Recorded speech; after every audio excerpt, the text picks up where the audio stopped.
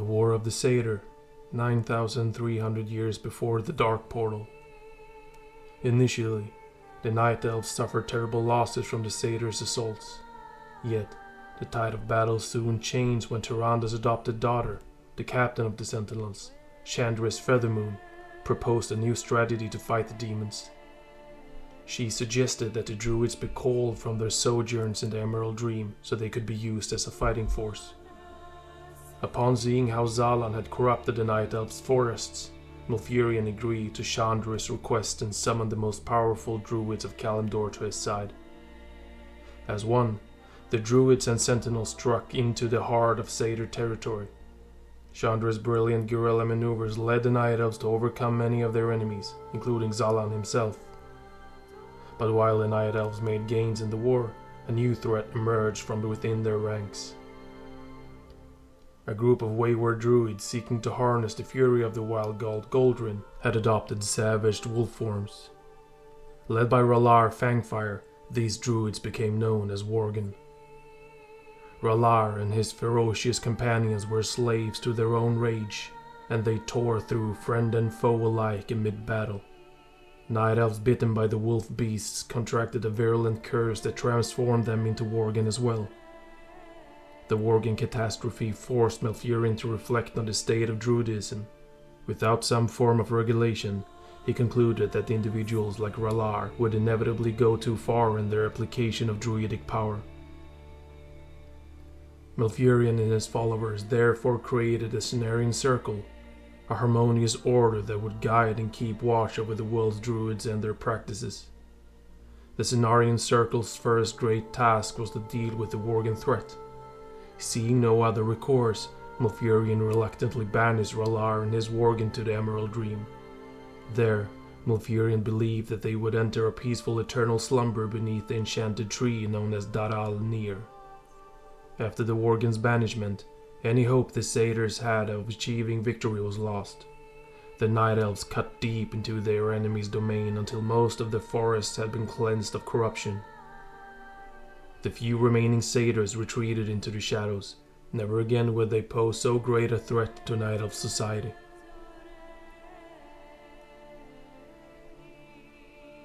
Exile of the High Elves, 7,300 years before the Dark Portal.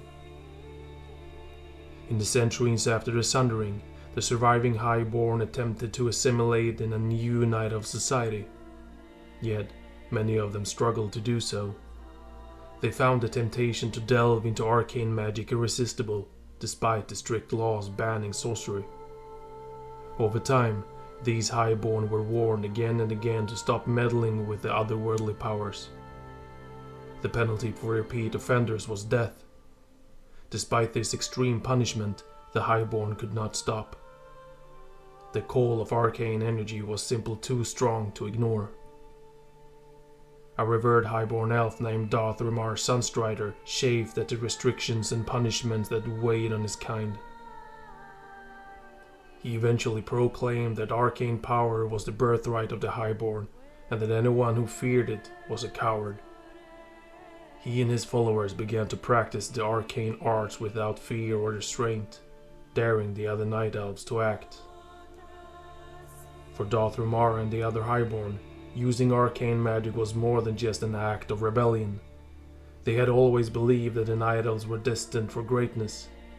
Though these Highborn did not wholly condone the evils of Azshara, they knew in their bone that the Night Elf society could once again flourish into a mighty empire. Yet, to do so, they would need to revive the study and use of arcane power. The Highborn's reckless defiance was as sudden as it was startling. In the end, the other Night Elves would not bring themselves to sentence so many of their brothers and sisters to death. Instead, they barred the Night Elves from setting foot on Hyjal ever again. Darthramar and his followers were exiled, cut off from the Well of Eternity's energies. Most of the Highborn happily accepted their banishment. They were finally free of the other Night Elves' constraints.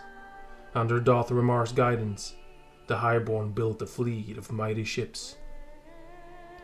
They then set sail, leaving Kalimdor for whatever land might lie beyond the churning maelstrom, The Highborn's determination was rewarded when they made landfall on a new continent some years later. This region, filled with lush wildlife and woodlands, would one day become known as the Eastern Kingdoms. The Highborn traveled on foot for months before finally settling in a place marked by a strange silver hand, a land called Tristfall by tribes of primitive humans that inhabited the area. Initially, these humans rarely interacted with the Highborn, yet, as time passed, they began to tell legends of a brain metal-skinned guardian named Tyr, who had sacrificed himself to kill a monstrous foe in Tyr's Fall. Indeed, the Highborn detected potent ley energies in the land, energies that the primitive humans could not detect. It was no well of eternity, but the lingering supernatural presence intrigued the experienced arcane practitioners. Some elves speculated that, in time, they could unlock its secrets and restore themselves to their former glory. They were desperate to succeed quickly. After being exiled from the Well of Eternity, the Highborn began to feel the efforts of aging and disease. Their skin had even lost its violet hue, and they had begun to shrink in stature. The Highborn feared that the effects would only worsen over time. Led by Darth Ramar, the Highborn made a new life in Tyr's Fall glades. For a time, they dwelled in peace and reveled in their independence.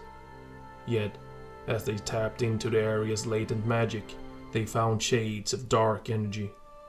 These shadowy powers drove some of the Highborn to madness. They began to argue that the humans had built their settlements atop the most potent ley lines in the region. Therefore, the Highborn should force them to relocate, or even conquer the primitive beings outright. Darth Ramar did not agree. He did not wish to war against the people who posed no threat to his kind. The wise leader had also sensed the dark energies radiating from the land. He theorized that they might be responsible for the sudden rise of belligerence and madness that was afflicting the Highborn. Ultimately, Darth Ramar chose to lead his people away from Tyr's Fall to avert violence and spare them from further calamity. He decided that they would try to make a new home in the north. There, Darth Ramar's scouts had discovered a region rife with lush forest and powerful ley energies. Intent on reaching this land, the beleaguered Highborn struck out north and into the unknown.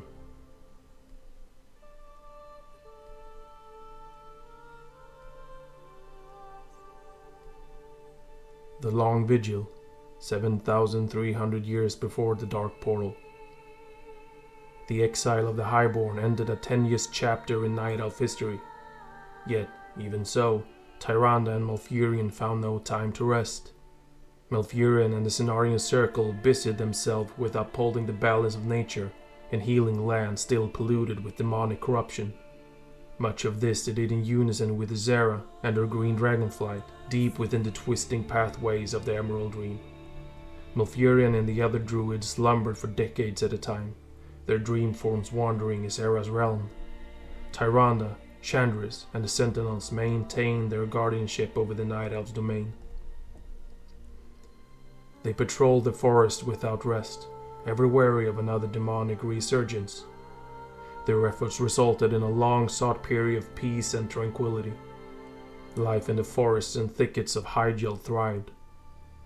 In time, the enchanted keepers of the grove and woodland dryads emerged from the secluded moonglade.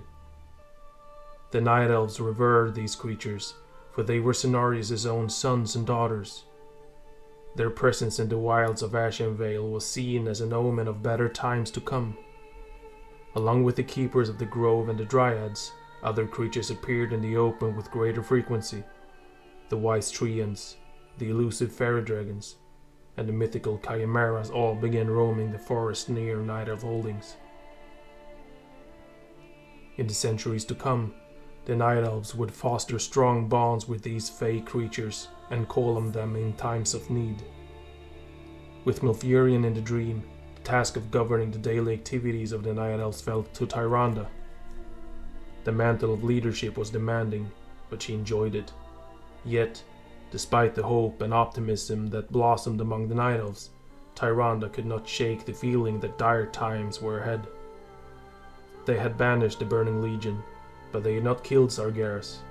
Tyrande believed with all her heart that the fallen Titan was somewhere out in the darkness between the stars, plotting another attack.